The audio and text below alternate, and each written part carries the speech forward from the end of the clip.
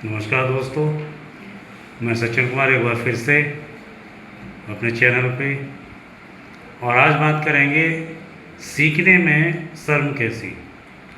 अक्सर ऐसा होता है कि सीखने के लिए बहुत सारी चीज़ें हमारे आसपास होती हैं, बहुत सारे लोग होते हैं, लेकिन बहुत से लोगों के अंदर थोड़ा ईगो होता है, थोड़ी उनको ईगो भी कहें या हम कहें हेजिटेशन, कुछ झिझक होती है, शर्म होती है कि इस व्यक्ति से पूछें या इससे हम जानें इस चीज़ के बारे में, तो पता नहीं कहीं ऐसा ना हो कि ये क्या सोचेगा या मेरी जो छवि है वो गिरेगी।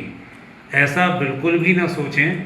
और सीखने के लिए जहाँ भी आपको विकल्प दिखाई दे, जहाँ भी आपको लगे कि मैं यहाँ पे सीख सकता हूँ, तो वहाँ पे हमें सीखना चाहिए।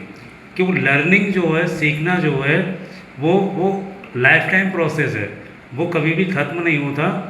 वो हम सीखते रहते हैं किसी न किसी तरीके से, अक्सर हम सीखते रहते हैं और हमें सीखना भी चाहिए।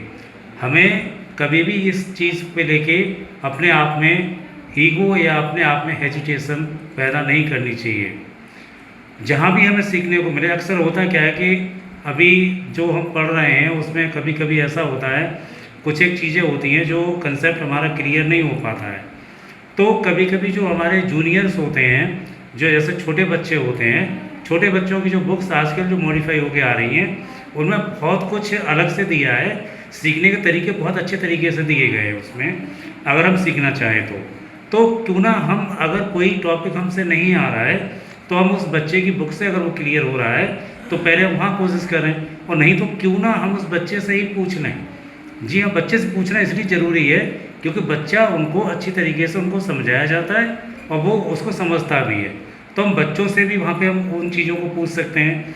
वो जो जहाँ भी हमें दिक्कत आ रही है, जो टॉपिक हमारा अधूरा है या कंफर्म नहीं है, क्लियर नहीं है, तो हम अपने छोटे बच्चे से, या हमारा भाई हो सकता है, पड़ोसी हो सकता है, कोई भी है, हम उससे पूछ सकते हैं। पूछ के हम उस डाउट को दूर कर सकते हैं। मेरे कहने का मतलब ये, सीखने में हमें कभी भी किसी भी तरीके की हमें शर्म नहीं करनी चाहिए।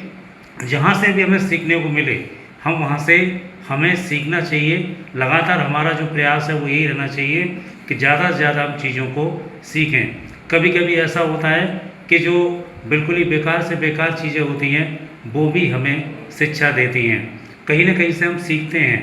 तो कोई भी कंसेप्ट, कोई भी टॉपिक, जैसे मीनिंग की अगर हम बात करें तो बहुत से ऐसे मीनिंग्स होते हैं जो हमें क्लियर नहीं होते हैं, लेकिन छोटे बच्चे की बुक को जब हम पढ़ें उसमें वो दिया होता है, और बच्चे से अगर हम पूछें तो वो बता देता है। तो अब वहाँ पे क्या होता है, दिमाग में ये आएगा, अरे मैं इस बच्चे से पूछूंगा, मेरी तो छवि खराब हो जाएगी, मेरी इमेज डाउन हो जाएगी, लोग क्या सोचेंगे मेरे बारे में। अगर ये आपने सोचा तो यहाँ इस टॉपिक को लेके तो लोग कुछ नहीं सोचेंगे, लेकिन आपको नहीं आता है उस बात को लेके लोग ज़रूर सोचेंगे।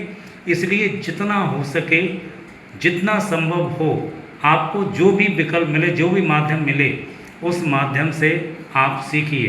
रास्ते में जब हम चलते हैं तो जगह जगह पे बहुत सारे ऐसे होर्डिंग वगैरह, बोर्ड्स वगैरह लगे होते हैं, उन पर कुछ ना कुछ कोटेशंस लिखे होते हैं, वो कुछ ना कुछ जानकारी हमें देते हैं। तो वहाँ से भी हम एक सीखने का माध्यम उनको भी बना सकते हैं, कुछ हम नया सीखेंगे। ऐसा नहीं है कि हम ना सीखें, हम ज़रूर हम सीखेंगे।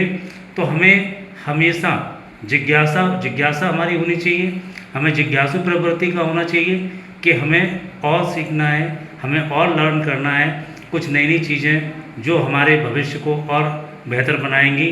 और सीखने में हमें कभी भी कोई हेजिटेशन, किसी प्रकार की शर्म हमें नहीं करनी चाहिए। बच्चे से मिलना है सीखने को, नो डाउट हमें सीखना चाहिए, सीखिए। क्योंकि आज की जो एजुकेशन पॉलिसी है उसमें चीज़ें अलग हैं, पहले कुछ और थी। तो वो चीज़ें आज क्या है, जिस तरीके से बुक्स जो मॉडिफाई होके आ रही हैं, तो उस मॉडिफिकेशन की वजह से बहुत सी कंसेप्ट उन्होंने इस तरीके से दिए हैं कि उनको अगर हम सीखेंगे तो हम उन्हें भूलेंगे भी नहीं। थोड़ा सा हम उन्हें अपनी हैबिट में ले आएँ, उनको अपना आदत बना लें और उनसे हम पूरा सीखने का प्रयास करें। जानकारी अच्छी लगी हो तो मेरे चैनल को लाइक और सब्सक्राइब करें। बहुत बहुत धन्यवाद।